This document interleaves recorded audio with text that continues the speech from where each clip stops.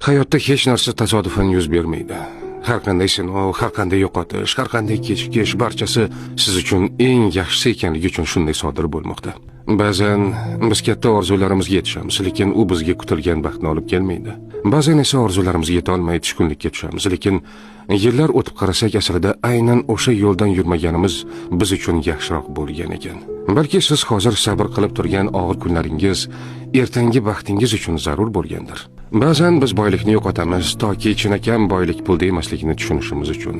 Ba'zan sog'lig'imizda sinalamiz toki har bir nafasimiz ne'mat ekanini his qilishimiz uchun. Ba'zan bizdan yaqin insonlar ketadi toki kimning haqiqatan ham bizga do'st ekanini tushunishimiz uchun. Ba'zan yo'limiz berkitiladi toki biz aslida yomon yo'ldan ketayotganimizni tushunib to'g'ri yo'lga burilishimiz uchun. Siz hozir tushunmasligingiz mumkin, lekin bilingki, har bir kechikish yaxshiroq narsa kelishi uchun, har bir yo'qotish sizni yaxshiroq ne'mat kutayotgani uchun, har bir sinov sizni yanada kuchliroq bo'lishingiz uchun beriladi.